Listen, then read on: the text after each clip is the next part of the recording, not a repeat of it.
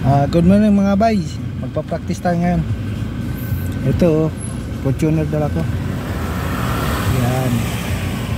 Ikot-ikot lang tayo sa subdivision. Sa tapunta.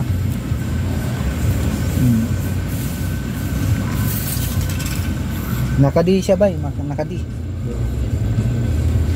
Dandan lang ha. Ganun na mag-practice mga bay. O sino yung pupunta na lang kayo dito gusto niyo matuto mag-drive. Automatic to mga bay.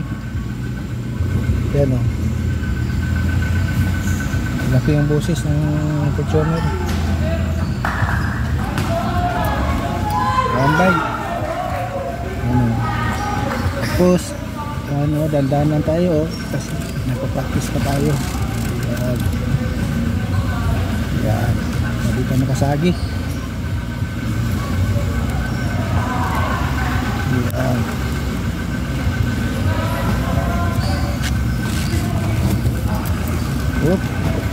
Dami ng basketball mga bay. Court. Dito lang tayo sa loob ng subdivision mga bay kasi bawal para matagal sa nagpa-practice lang.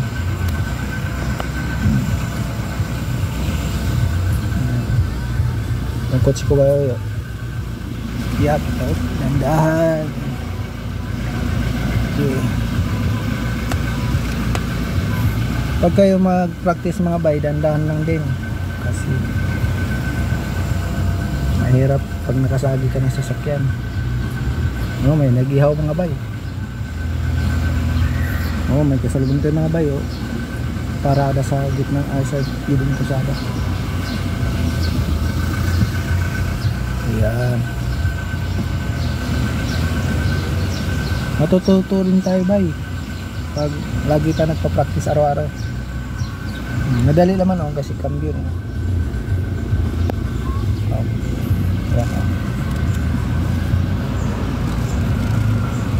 Ito nagsusabi yan.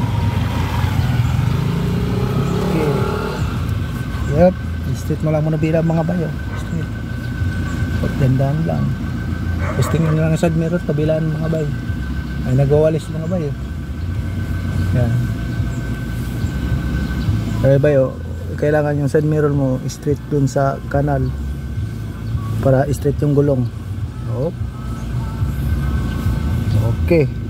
In muna mga bay before ka mag parking, tapos bitaw yung paa.